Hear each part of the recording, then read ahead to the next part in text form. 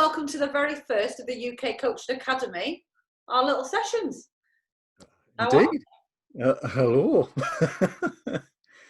Well, we're going to do this in a free and easy kind of approach. Just have a bit of a chat.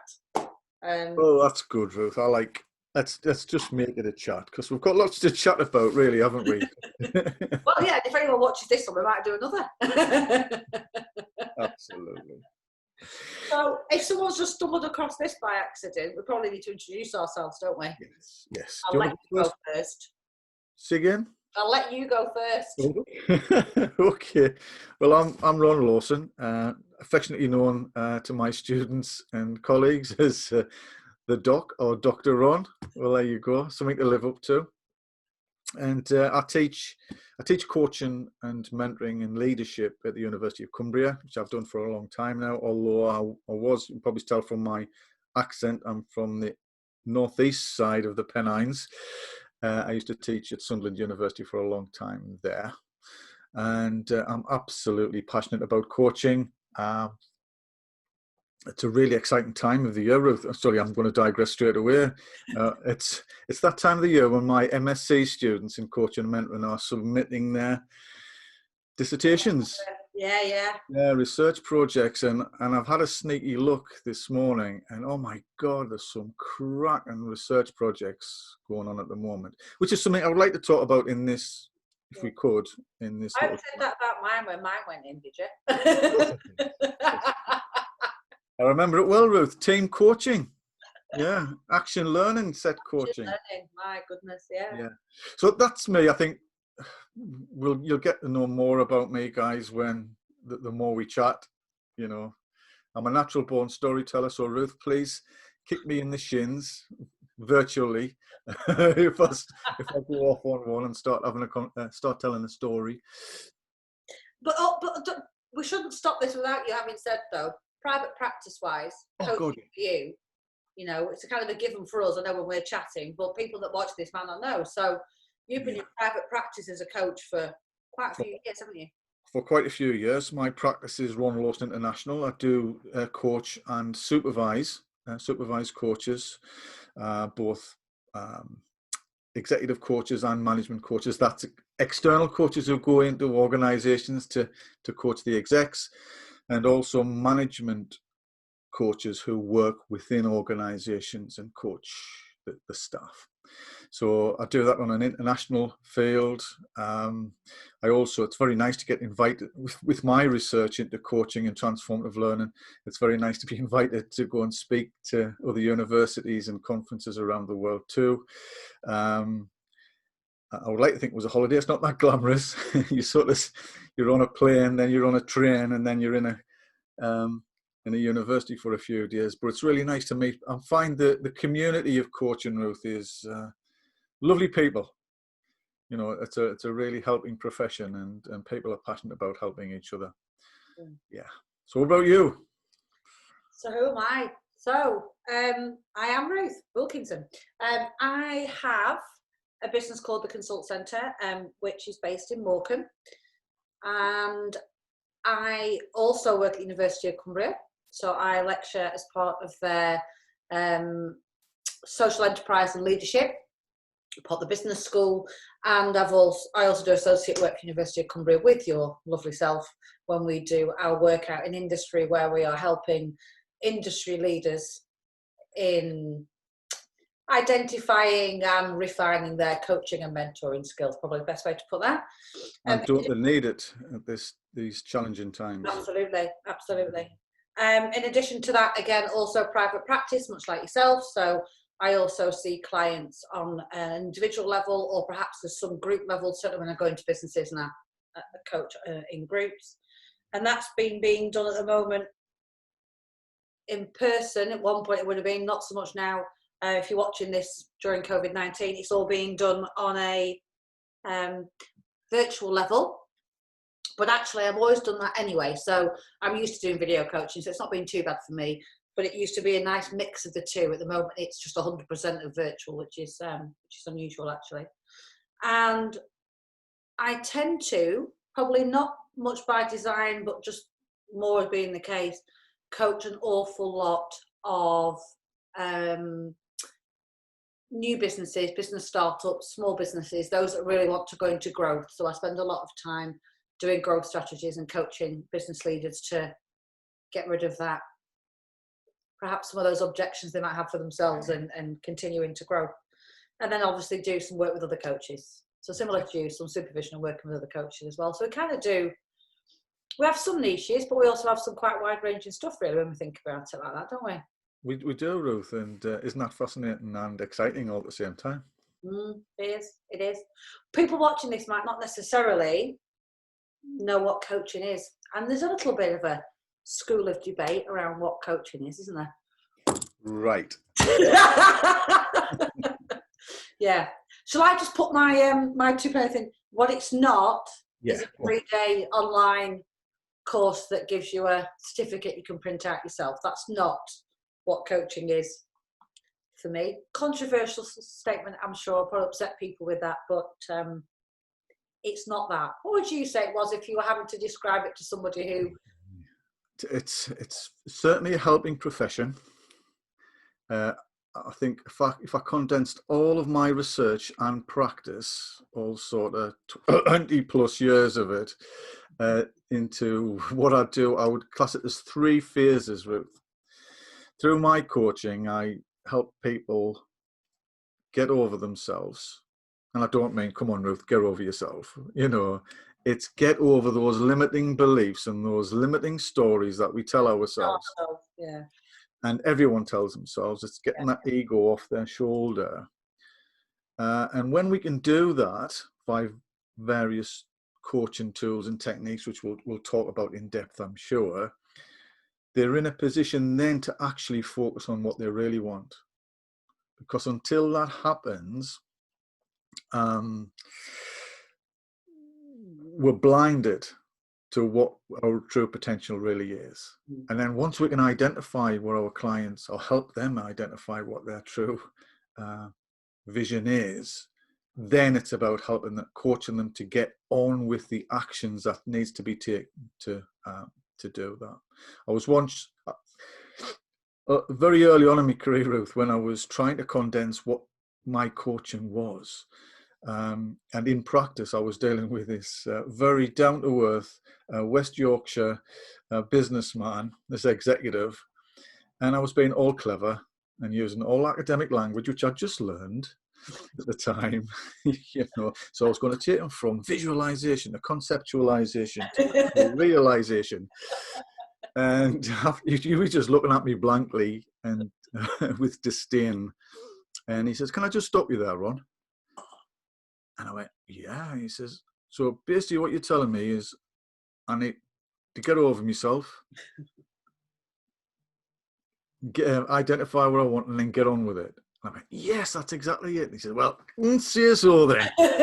So ever since, it's, for me, coaching's helping people to help themselves by helping them to get over themselves, get focused on what they really want, and I mean laser sharp focus.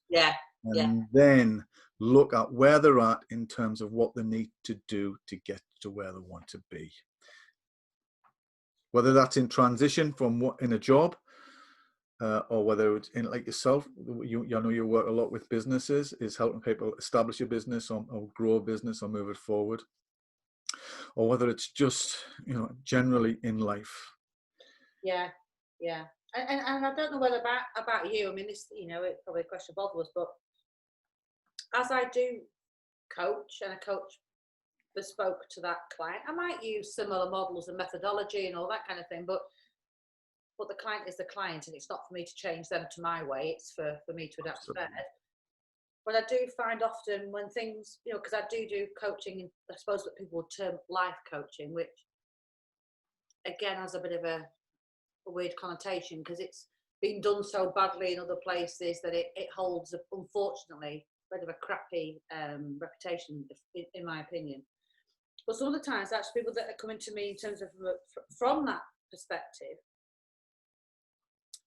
often there's other aspects holding them back. So when they kind of talk through what they want and what they don't want in the business, and maybe it is business, or maybe I'm seeing them purely from a life coaching point of view, underneath that often has been something that is holding them back, that actually isn't necessarily related to the business. It isn't necessarily something they can't do, but it's the internal narrative that needs to be addressed and changed to, as you say, get that laser sharp focus. So sometimes the work occurs even before, doesn't it? That part, about that self-belief and all those areas. And I think it's very particular to the individual. And I think two coaching experiences aren't ever going to be, in my experience, the same, are they? No. Everyone's different, but everyone has that potential, Ruth. Yeah. And it's something I absolutely passionately believe in, that everyone has the capability to achieve their highest potential. Everyone can do this. All they need to do is create and believe, accept and tell the truth. When I say tell the truth, I mean tell the truth that is their story or their new story of success. The old stories that don't serve them anymore, they've got to let go of those. And it's the role of a coach and or mentor, we'll talk about mentoring in a moment, is to help people let go of those old stories and create new, better stories moving forward. But also understanding why they've got hold of those old ones. Often we have hold of those old ones because as much as they may stop us moving forward, they do allow us to believe that we understand ourselves, or it allows us to stay where we are without taking any action, because sometimes the future's a bit scary. So, I'll sit here in this story, I'll tell myself the same thing 100 times, and then I've convinced myself it's not my fault that I'm not changing. And even something as simple as I don't like eating that because I don't like it, or I can't do that because I've never been able to do it. And it's like, well, hold on a minute. You're 45 years old. When did that occur? When I was 6, right? Well, we maybe need to address that now and have a look at it. But sometimes people have grown up with something that's been in a narrative. It's internal to them, or it could be that it was given to them, unfortunately, and they took it on. You must come across that, surely, when all the time, Ruth, all the time. And it doesn't matter who I'm coaching, whether they're a chief exec in a global organization, or someone starting or wanting to start their own business. It usually the first 10 minutes is all about their crisis of confidence in that moment, their lack of confidence about what's next. They're scared, and when they're scared, the fears kick in. And all those old stories, and those old stories are there to protect us as well, to stop us making the same mistakes again, or to get hurt, or to be embarrassed. We've got a very primitive brain in very modern times. We still have that fight or flee reaction, emotional reaction to things that happen around us, and we, rationally, we know when that bush moves outside, there's not a saber-toothed tiger in there waiting to dive out and eat us, but the modern day saber-toothed tiger is the fear of not being liked, the fear of being ridiculed or being embarrassed. I've never heard anybody die of embarrassment yet, even though it is a phrase. The reality is, but that can stop people. And sometimes we just need to get over those simple things, and that can be done very, very quickly in either a coaching and mentoring, or if necessary, and if you're qualified, in some sort of therapy session as well. So, coming on to qualification, let's get controversial early on. Your views on how much study is enough study? How much qualification is enough qualification to be an authentic, responsible, credible coaching practitioner, do you think? It should never, ever stop, Ruth. You missed a crucial word out there, which is professional. Well, right? And if you are a critical professional, if you take your profession seriously, then you should, to quote the immortal words of Jean McNiff, a beautiful, lovely lady who teaches reflective practice for professionals, is if you can stand up for what you do as a profession, i.e. you can explain what you do and why, and have an evidence base to support what you've said and what you do in your practice, then you're a professional. But it's an ongoing process. Yeah, that includes experience. It includes continuing professional development, doing courses, learning new techniques, learning new methodologies, learning new theories as they develop. In fact, even doing your own practitioner-based research to create new theories. Yeah, absolutely. Yeah. And as I alluded to earlier, Ruth, some of the dissertations that's coming in from my students at the moment, both doctoral and masters, these guys are going to take what we do and have been doing for a while to the next level. And it's such a privilege to be part of that. Now, when I look at those guys, I'm going to include you in this as well, Ruth. I feel an enormous sense of satisfaction and pride that, I'm proud to be a part of this helping profession. But when I see some of the charlatans out there, let's get controversial, who, anybody can say they're a coach and teach how to coach to reach a 7-figure or 6-figure salary in the first 6 months. Excuse me while I just go and move my yacht that's parked outside. Yeah, I have a disdain and a distinct lack of respect for these people who tend to have a duty of care. But you see, I see that as, I think with our profession comes a great responsibility, and because one of the things I would probably add to what you just talked about there is also supervision.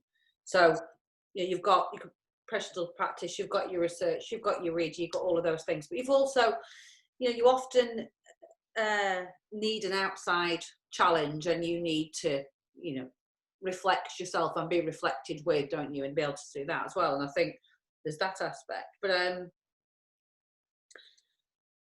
this profession does see people, or experience people, clients that is, when vulnerable. So you might be the chief exec, I might be doing an executive coaching session with somebody who is the CEO of a large company, but they're also a human being, and they're also somebody's son and somebody's brother, and so on and so forth. And in that moment, they can be vulnerable, and they've got to a point where they think, I would like someone to help me with this part of my life now. And to do that's both brave and also gives an element of vulnerability. And I think that has to be remembered by every coach at every point in every session, that somebody's putting their trust in us as coaches, as professionals, and that idea around the professional practice, the years of study, the research and everything else, what's safe, and what a privilege it is to have somebody trust you to that degree, but then we have to be able to deliver to that same level, to meet that trust and to meet that expectation. Yeah, it's an absolute duty of care to the client, but also to ourselves as coaches, because that can be quite a challenge, as you know, Ruth, dealing with people, and their problems come out, and we are a vault. We don't share that with anybody else, and we take it on board. And sometimes we need that level of supervision, almost clinical supervision, to help us learn from our practice as we move forward. What we probably haven't mentioned is maybe some reflective writing or journaling, or I don't know about you, but I still will and I do know about you. I know you do it because you taught me it. But in terms of sitting down and looking at actually about that client stuff, finished with that client now. How did I feel? What did I think I did in that session? Where did I feel it worked well? What do I need to be mindful of next time? That reflective practice, almost with oneself, where you are making those notes, quite apart from your duty of care and ensuring that you've done all of that paperwork and associated bits as well. What do you think are some of the benefits of doing that kind of stuff? I think it's essential, Ruth, to be honest. Yes, I do. I journal every morning. I do have my reflective logs after every coaching and supervision, although I have to say over the last 6 to 8 weeks, it's been more supervision than coaching. You know, the people who I would normally be coaching are so busy trying to get their businesses back on the ground, back up and running. But there's a lot of coaches been doing a hell of a lot of coaching and need that supervision. So yes, it's really, really important to engage in some sort of reflective practice. But just like all coaching, interventions are different and everyone's unique.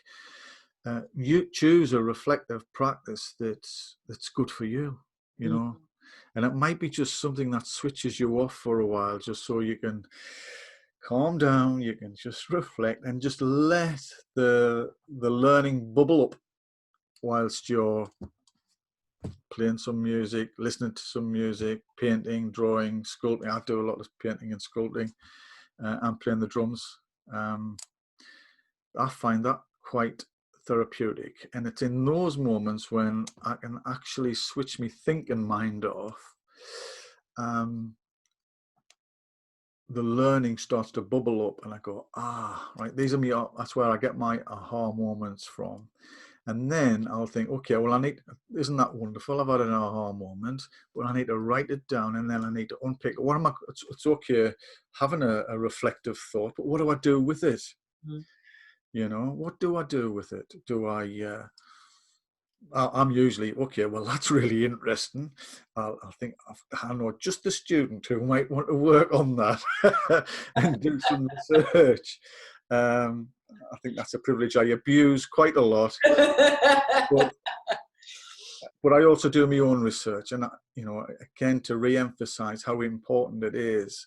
I think I'm more of a researcher practitioner now than I used to be. It used to be the other way around, where I was a practitioner, then a practitioner researcher, trying to come to terms with who I am as a coach and what I do and how I can enhance that, to the point where actually what you start to research becomes quite important, not just to you, but to your colleagues and to your community of practice. So you start to share that by having articles published or going to conferences. And it's a really nice place to be, in that community of good, sound practice, you know. Anyone watching this who wants to understand the difference between what is a coach, what's a mentor, I know that I definitely had one of those moments when I've been in, as you know, I've been in corporate industry 20 odd years and consider myself to be a coach. And then went back to study on the masters and quickly realised that I hadn't been coaching, I'd been mentoring. And if not mentoring, I've been very directive. And there is a big difference, isn't there? But it's often misunderstood. And I think it would be good for us to probably just talk about it, because there's different styles of coaching. Undoubtedly. Different models and also different approaches, and then there's different styles of coach. But then there also is this element of mentoring. This confuses a lot of students early doors, because there's so many different conflicting views of what they are. Because some professions, health professions, for instance, like the NHS, they actually have a role called a mentor, who's responsible for signing off the training of student nurses and helping them with their education. Because a mentor is someone who uses their own experience to help, usually by telling and sharing their experience with someone who's not as experienced within a sort of vocational role. This is how to do something, or this is a challenge. Well, this is an approach that I've used in the past to do that.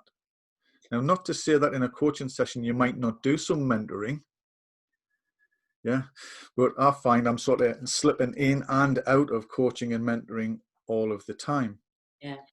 But and I think in corporate world, certainly in many of the corporates I've worked in, speed of resolution unfortunately drives that approach. And of course you do what's been done. So if you have experienced that and it's had the word coaching associated with it, you think that's what coaching is. So you're a line manager for the first time, or you're the first time, you're now looking after more senior managers or whatever, and you have the one-to-one or the performance review or whatever your organisation terms it. And businesses and managers in businesses spend an awful lot of time with, well, look, what you need to do is, and the benefit of their experience. Well, that's mentoring. Absolutely. But even at that, it's very directed mentoring, but it is mentoring all the same, as opposed to coaching. And a lot of the companies that I work with, when their complaints and concerns are people aren't taking accountability, people aren't owning the problem or owning the poor performance or owning whatever it is, you only need to observe one of those sessions and go, well, I can tell you why they're not. It's because they're going to walk in next month and say, well, I did it your way and it didn't work. And that's because they've been taken through a mentoring session as opposed to a coaching session. Yeah. So I see that mentoring is very much around, I've walked that path, this is how I did it, this is what you might want to look out for, this is what you might want to avoid, this is what you might want to try. But even then, in a very advisory way, coaching for me is all about, well, you know the answer, let's just help you get to the answer. Drawing the answer out of them. In there, a few different things that are happening, but probably more complex than that. But it very much starts with the coachee's has got the answer. We're just going to work to clarify and clear and bring that up. Even if they haven't got the answer, though, they've got the resources to get the answer. Yeah. Now, I'll just share a little story from something that's happened recently in relation to an organisation I've been working with, who've moved from mentoring to coaching. Yeah, so a lot of the staff were being mentored, i.e. told what to do and all the rest of it. And then after the management became new disciples in that religion called coaching, that, right, okay, we're going to do more coaching now. So put them through a training package and got them, upskilled to be able to have coaching conversations, to have, corridor coaching. Everything was geared around helping their staff to do what their staff need to do, empower them basically, which is what coaching does. Now, the management absolutely loved it because they're empowering people, it's taking the pressure off them. They're starting to see changes in their bottom line and in their other different metrics, what they use to measure performance, etc., etc. But the staff hate it. Because they've got to do something. Exactly. They've been so used to being told. Yeah. But it's a slow process, but they're starting to pick up on that now and starting to realise when they've actually resolved their own issues and problems, they're not going to management with problems now. Yeah. But I think the other part of this is, and I've got a vested interest because I did a lot of my research on it, but also is, if it's done with some empathy, if the coach is really endeavouring to understand the coachee's view, not just paying lip service to it, not just saying, well, you need to sort it out yourself, because that's accountability on a completely, abdication. That's not going to help anybody. But I found probably, and we can talk about this in later sessions, but one of the most powerful tools was empathy. When empathy was struck, and empathy was actually at the base of every question, that thing accelerated at a far greater progression and achievement than a coaching session, which is just, I'll use some clear language and I'll create some challenging questions and then I'll let that sit in the air for a little while. I think that does work, but it has its limitations when you are not understanding the perspective of the coachee. And not understanding the difference between empathy and sympathy, and I remember your research, Ruth, and that group empathy, when it happened, had such a powerful impact on the learning of the group as a whole, that team coaching approach. That was really, really powerful. Yeah, big difference. Yeah. Yeah. So what do you think are some of the kind of, we talked about some of the misconceptions, but from an organisational point of view, what do you think are some of the strengths of getting your coaching models right? Oh, wow. I think the strength, the strength and the challenge is people intuitively know that coaching works. Yeah, particularly those who have been coached effectively. Yeah. They haven't just had the good old-fashioned chat with the boss, thinking they're being coached, Can I or have 5 minutes? the remedial coaching. We don't do remedial coaching. Right? Although actually, no, I know we joke about that, but that's a very good point. It's because most people's experience of coaching is when something's not going well. So it by its very inference gets associated with something's not right, or I've not performed, or we're going to we're going to have a one-to-one, go have a coaching session, which ultimately is a different language for just come in here while I tell you how shite you are, and then I'm going to tell you what you need to do to improve, and then I'll probably mention the words action plan at some point, and then you won't hear anything else I say after that because you're frightened, you're panicking, and then I'll write you a plan and I'll see you next month, and you'll have just miraculously improved and it'll all be fine. And that can happen though, can't it? That absolutely can happen. It can and does a lot, unfortunately, but it is slowly starting to change, and it's picking up a pace as well, Ruth. From an organizational perspective, lots of organizations, particularly large ones who employ coaches, or are now starting to have their managers and leaders do coaching CPD or coaching courses to help them with their leadership and management styles. It is starting to change, but so the benefits are there. Intuitively, we all know that it works, but the challenges are is how we measure it. Businesses are interested in the bottom line. They invest because it's an investment. You have to pay. If you're bringing coaches in from outside the organization, they have to be paid. Or if you've got a manager who's stopped doing their normal day job to do some coaching, invariably that's got to be paid for somewhere down the line. So it's how it's evaluated. This is the biggest challenge in coaching and mentoring as it stands. It has been for quite a while. Is how do we evaluate it? Do we look for a return on investment? Unfortunately, a lot of organizations measure the wrong things too quickly. They're looking for the quick answer when there's so many variables. I mean, we could go into entanglement theory here and realize that there's no causality at all. Everything's linked and everything's dependent on each other, and you can't pin it down to being, oh my God, the company's grown exponentially because of the just because of that. Yeah, we can't. So it's a case of coming to realize and understand that perhaps the metrics and the measurements that are used at the moment aren't up to the job. We've got students now, excellent coaches, who are starting to research that now to come up with more appropriate ways of measuring the outcome of the process, or the output of the process to the outcome, the overall outcome to the organization and to the individuals. So it takes time. It's longitudinal. So it's a bit of a leap of faith for organizations at the moment, which can be quite challenging, particularly in financial constraints, to make that investment. But a lot are. Yeah. I think the other thing as well is that, it's a little bit like getting a group of team leaders together, let's say in organizations I'm aware of, and saying, okay, we're going to go from a management model to a leadership model. Yeah. And they'll kind of go, oh, right, okay then.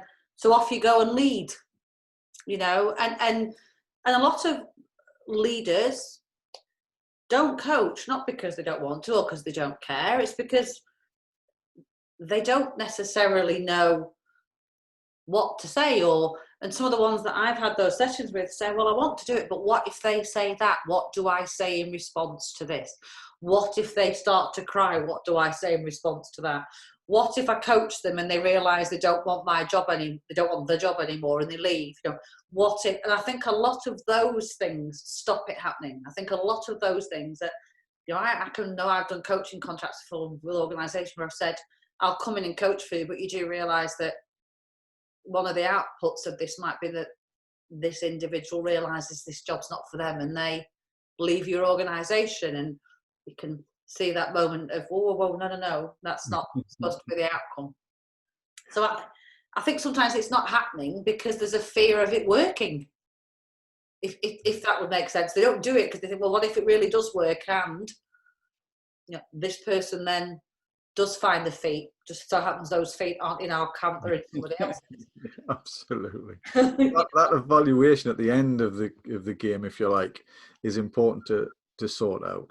Equally, the front end of the game, you know, the kickoff is the contracting. If you can get the contracting right about managing expectations about what is required from the coaching or mentoring moving through the intervention, how are we going to measure it at different stages and using different metrics at different stages, you know, then it becomes, the clarity becomes, it's there for everybody to see through and contribute to their own involvement within it. You know, say, well, okay, yeah, I can see where that fits with what I need to do. Right. And, you know, we've got to accept the fact that, you know, we don't know what we don't know. And sometimes we need to mentor, we need to. Absolutely. Yeah. Step outside of that and say, look, do you mind do you want me to let you know what I think to that? And then you step out, don't you, in the same session, and then you, okay, we're going to go back to coaching now, you know, whilst being looked at very blankly at that point. But it's right that sometimes the relationship necessitates a bit of direction, and then you pull back and then you do something quite different, don't you? Absolutely. But for novice coaches out there that might be listening to this and watching the video, we've all been there. We've all worried about what do we say next. Yeah. You know, and oh God, what part of this model am I at the moment, and what part of that? What other models can I use here? Clipboard. Oh my God, he's just jumped a step. I'm going to have to take them back. But it's practice and it's experience, and that's where good supervision comes in, and a good tutor, a good supervisor, a good course. Yeah. You know, if you're going to do a course, get a good course. You know, with a reputable organisation. Or university, depending on what level of qualification you want to go for, and that just fills you with confidence. And I find a lot of people come on coaching and mentoring courses thinking they're going to be learning how to do coaching and mentoring, when actually they go through 6 months, 2 years worth of being coached.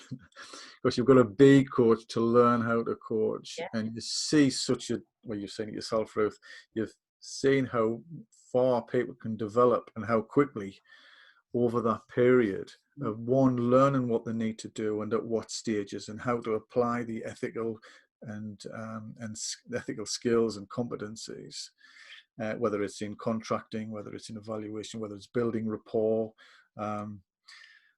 creating a great environment, getting over the problem issues, you know, finding solutions, all of those things, whichever model you're going to use. Yeah. But also refining who you are as a coach during that process, and actually knowing what you're not. So knowing what is going to be your, you know, your area, and also knowing what you can leave to another coach to pick up, because, you know, you're not going to be all things to everybody all of the time. I think that's another part, isn't it? You can't, over that prolonged period of time and study and practice and reflective practice and role playing and reading, and you learn, well, that bit really gets me excited, and that bit really doesn't, and that's somebody else's field of expertise, but not needing to be everything to everybody. You hone your skill, and you also find out the authentic coach. The word out of my mouth. I was just waiting to say it's about being the authentic you, being an authentic coach. but and that is honoring the story of your client or your coachee or your mentee, whatever terminology you want to use. But it's all about intent, empathy, as you've mentioned, and about being there for your client in that moment. The moment is usually clouded by their versions of what's happened in the past and their anticipations or anxieties about what might happen in the future.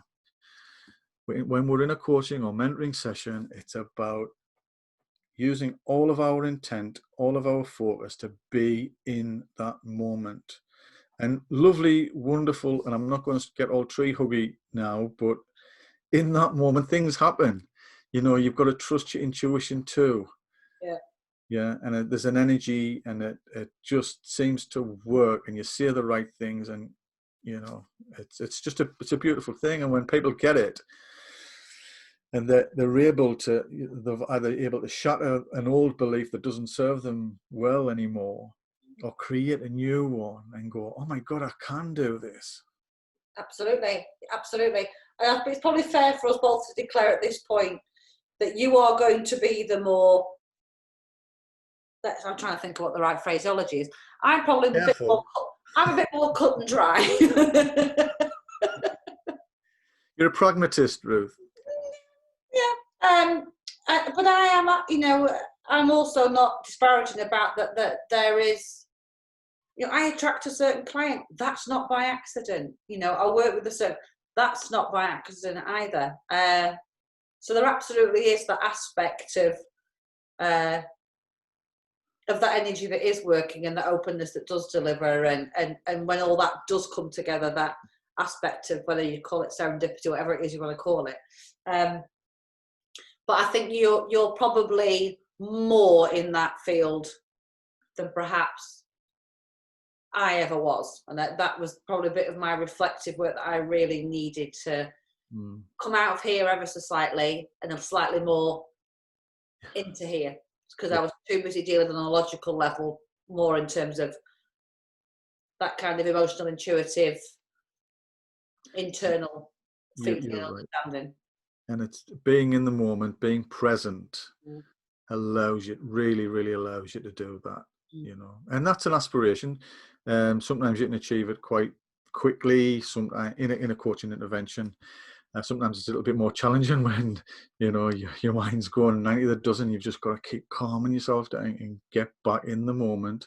It happens. We have distractions, but when you can get you and your client in the moment, present, focusing on an issue or a solution, it's quite a magical and lovely place to be. And I'll not deny it. I get an absolute buzz out of that. Always have, always will. And I think the more people that do that and realize that if you can follow your intuition authentically and be professional and ethical, then you're on the right. You'll do for me. Yes, we're all rough diamonds. We're all doing a little bit of polishing. We're all do with there's a new shiny course. I think I'll go that one. And try different things out. I know I do more therapy side of things now than I ever used to, but I wouldn't be prepared to do it until I went and got qualified in that. Well, yeah, much the same as me. So this is a conversation remember you and I had where I said I need to go and undertake psychotherapy study, because I want to round off my knowledge, and I might not necessarily work as a counsellor or a psychotherapist, or sometimes I might do that. That's what, but that was my area that I felt I wanted to extend studying. You've done similar, but in more specialist field, different areas. I think. But I think that is reflecting our commitment to working ethically, responsibly, but also knowing where our limitation is, and knowing when we signpost to another specialism, or when we extend our own skill to be actually that the internal point of reference to. But there's not enough of that happening, I don't think. No, I have faith that it will. And the more people who take this profession seriously, and I think it's got to be a good thing, Ruth. So I thank you for asking me to help out with these chats. I'm glad it is a chat and not something all formal and all the rest of it. No. I'm passionate about helping. We talk too much. But let's encourage people to talk to us too, and let us know what they want, and you know, we can draw on quite a bit of experience and knowledge, and if we don't know, oh my God, what a fantastic opportunity to go and find out, and we're in a good place to be able to do that for people, Ruth. Well, we're going to sign off now, aren't we? So they'll see us again if they dare come back for more. So it's from the 2 R's.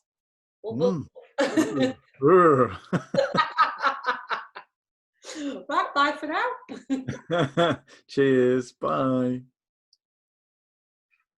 Right.